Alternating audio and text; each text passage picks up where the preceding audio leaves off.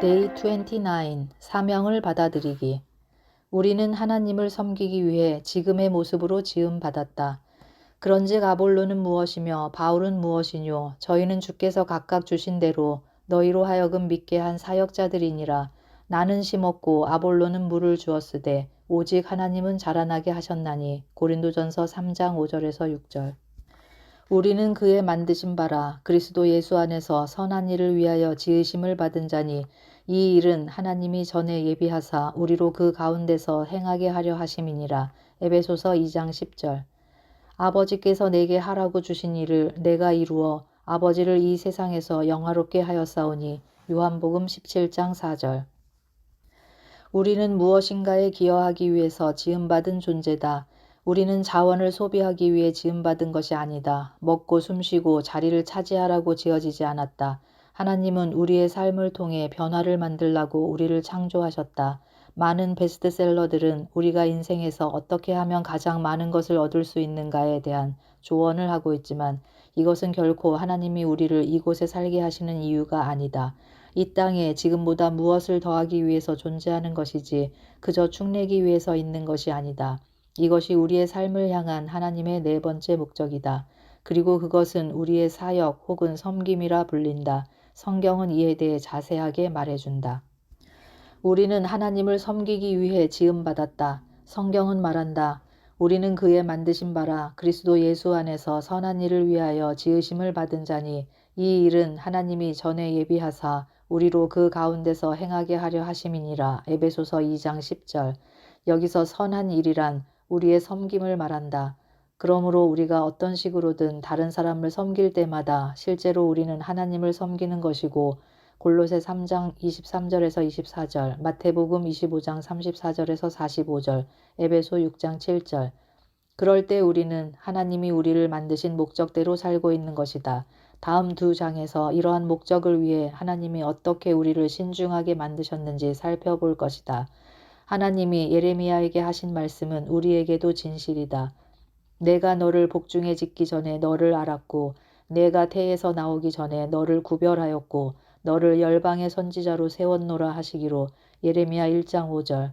우리는 특별한 과제를 안고 이 땅에 보내졌다. 우리는 하나님을 섬기기 위해 구원받았다. 성경은 말한다.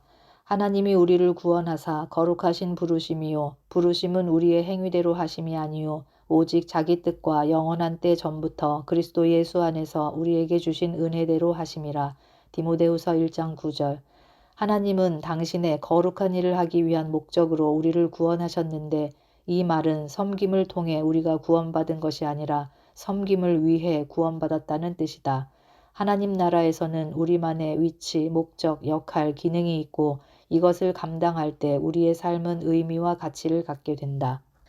우리를 구하시려고 예수님은 당신의 생명을 대가로 지불하셨다. 성경은 값으로 산 것이 되었으니 그런즉 너희 몸으로 하나님께 영광을 돌리라. 고린도전서 6장 20절에 우리에게 상기시켜주고 있다. 그렇기 때문에 우리는 하나님을 죄책감, 두려움, 의무감으로 섬겨야 하는 것이 아니라 하나님이 우리를 위해 하신 일에 대한 깊은 감사와 기쁨으로 섬겨야 하는 것이다.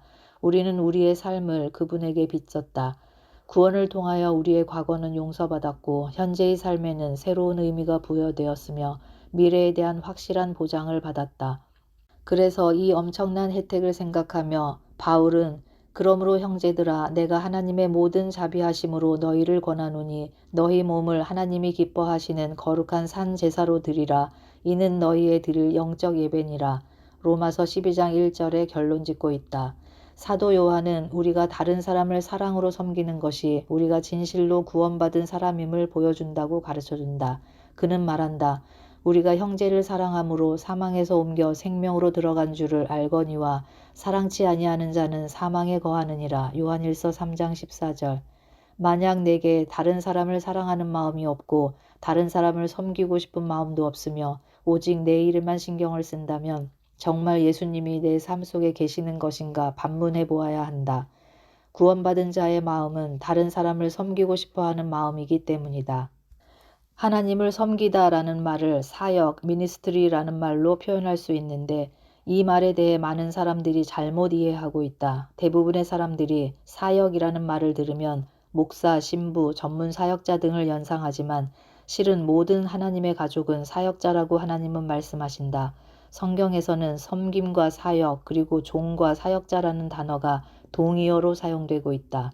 즉 우리가 크리스천이라면 바로 우리가 사역자요. 누군가를 섬기고 있다면 우리는 사역을 하고 있는 것이다. 병상에 있던 베드로의 장모가 예수님으로부터 고침을 받았을 때 그녀가 즉시 되찾은 건강의 선물을 가지고 일어나서 예수께 수종들기 마태복음 8장 15절 시작한 것과 같이 우리도 해야 한다. 우리는 다른 사람을 섬기기 위해서 고침을 받은 것이고 다른 사람을 축복하기 위해서 복을 받은 것이다.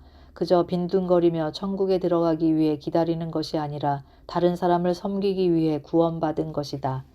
우리가 하나님의 은혜를 받은 순간 왜 하나님은 우리를 천국으로 즉시 데리고 가지 않으셨을까? 왜 하나님이 이 죄악된 세상에 우리를 놓아두셨을까? 이런 질문을 해본 적이 있는가? 답은 이것이다. 하나님이 우리를 이 세상에 남겨두신 이유는 그분이 목적하신 것들을 이루시기 위해서다. 우리가 구원받은 순간부터 하나님은 이와 같은 일을 하시기 위해 우리를 사용하신다. 하나님은 우리가 당신의 교회 안에서 해야 할 사역과 우리가 세상 속에서 해야 할 사명을 갖고 계신다. 우리는 하나님을 섬기기 위해 부름받았다. 크리스천으로 성장하면서 우리는 하나님으로부터 부름받았다라고 할 때 선교사나 목사, 수녀 아니면 풀타임 교회 사역자를 생각해 왔지만 성경은 모든 크리스천이 섬김을 위해 부름받은 자라고 말하고 있다. 에베소서 4장 4절에서 14절, 로마서 1장 6절에서 7절, 고린도전서 1장 2절, 빌립보서 3장 14절, 베드로전서 2장 9절, 베드로후서 1장 3절. 구원을 위한 부르심에는 섬김을 위한 부르심이 포함된다. 직업과 직종에 상관없이 우리는 풀타임 크리스천 사역자로 부르심을 받았고 그래서 섬기지 않는 크리스천이란 말은 의미 자체가 성립되지 않는다.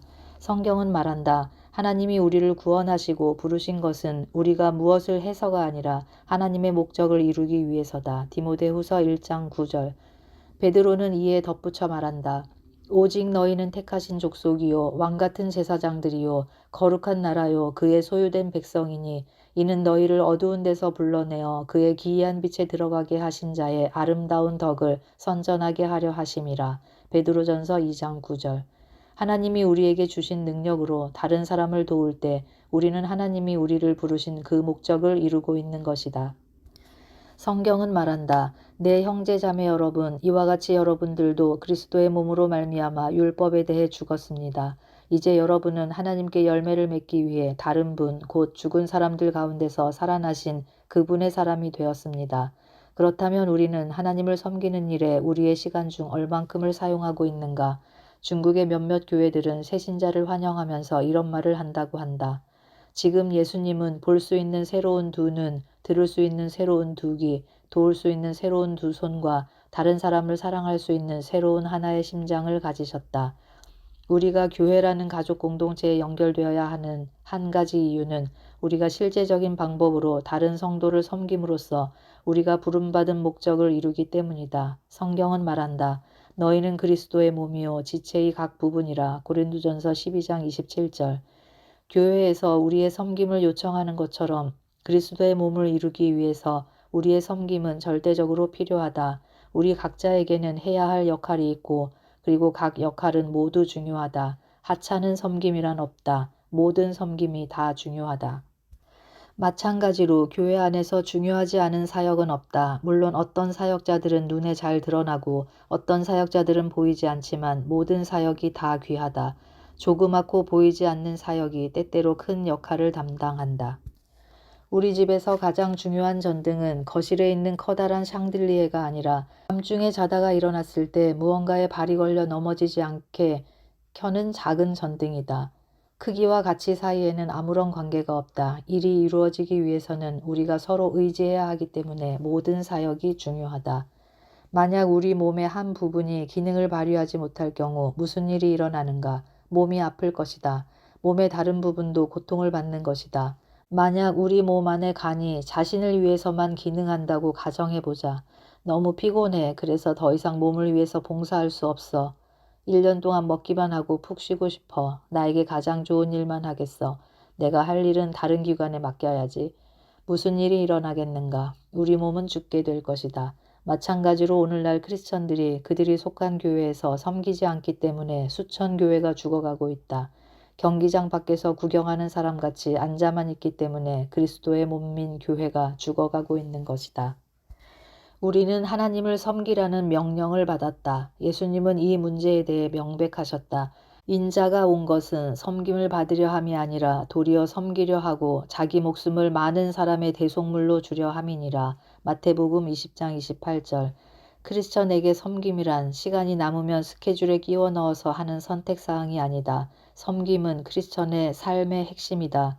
예수님은 섬기고 주러 오셨다. 그래서 이 두 동사가 우리가 지구상에서 살 동안 우리의 삶을 정의하는 것이 되어야 한다. 섬기는 것과 주는 것은 우리의 삶을 향한 하나님의 네 번째 목적이다. 테레사 수녀는 이렇게 말했다. 거룩한 삶은 미소를 띠고 하나님의 일을 하는 것 안에 있다. 예수님은 영적으로 성숙한다는 것이 성숙을 위한 성숙이 되어서는 안 된다고 가르치셨다. 성숙이란 바로 사역이라고 하셨다. 우리는 베풀기 위해 성장한다. 그러므로 계속 배우는 것으로만 끝나면 충분하지 않다. 우리는 우리가 아는 것을 행동으로 옮겨야 하며 믿는다고 주장하는 것을 실천해야 한다. 표현되지 않는 느낌은 우리를 의기소침하게 할 뿐이다.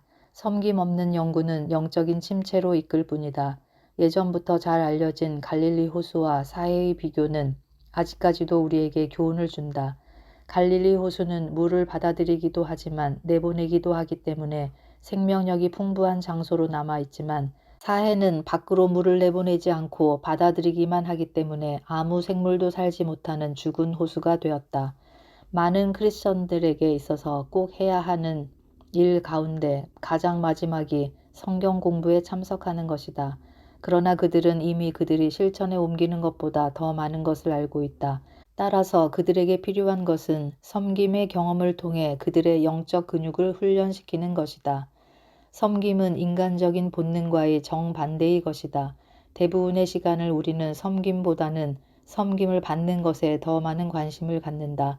그래서 우리는 나는 다른 사람을 섬기고 복을 베풀 수 있는 곳을 찾고 있어 라고 말하지 않고 나는 나의 필요를 채워주고 복을 받을 수 있는 교회를 찾고 있어 라고 말하는 것이다. 우리는 다른 사람이 우리를 섬길 것을 기대하지 그 반대를 기대하지 않는다. 그러나 우리가 예수님 안에서 성숙함에 따라 우리의 관심은 점차적으로 섬김의 삶을 사는 모습으로 변화되어야 한다. 예수님을 따르는 성숙한 사람은 나의 필요를 누가 채워줄까라는 질문은 더 이상 하지 않고 내가 누구의 필요를 채워줄 수 있을까라고 묻기 시작한다. 당신은 그런 질문을 해본 적이 있는가? 영생을 준비하기. 지상에서의 삶이 끝나는 날 우리는 하나님 앞에 설 것이다. 그때 하나님은 우리가 얼마나 다른 사람을 잘 섬겼느냐에 따라 우리의 삶을 평가하실 것이다. 성경은 말한다. 이러므로 우리 각인이 자기 일을 하나님께 직고하리라. 로마서 14장 12절.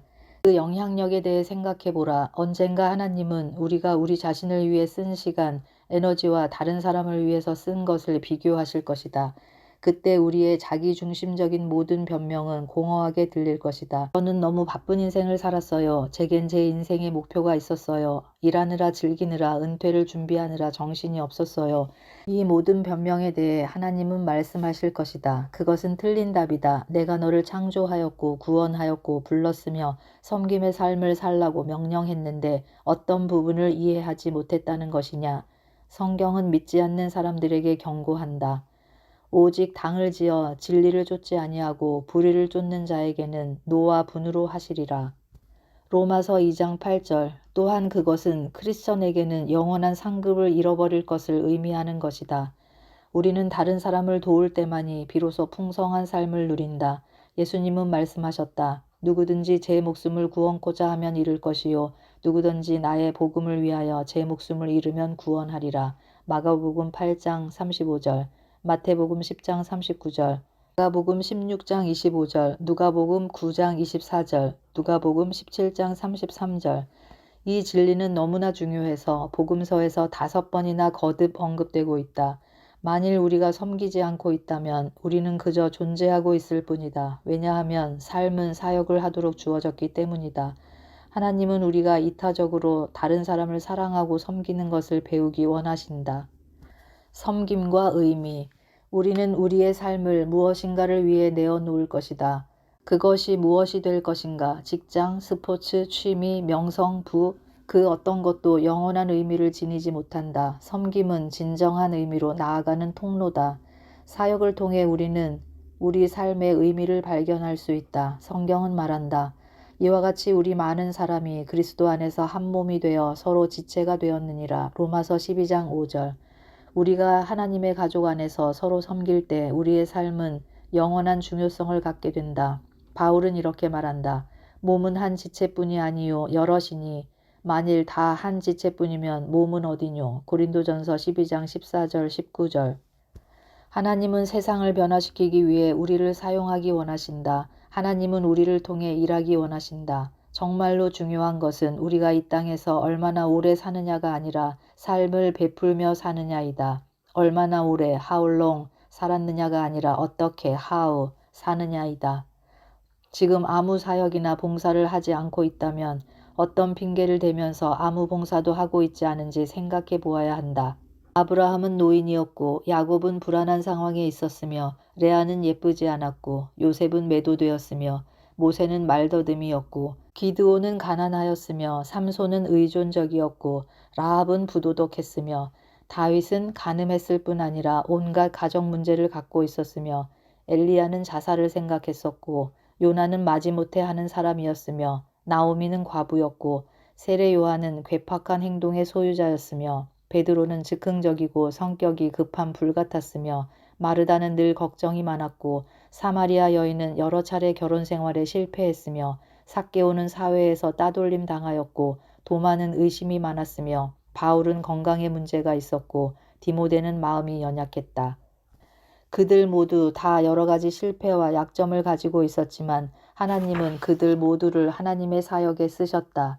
마찬가지로 하나님은 우리가 더 이상 핑계대지 않는다면 우리 또한 들어 쓰실 것이다.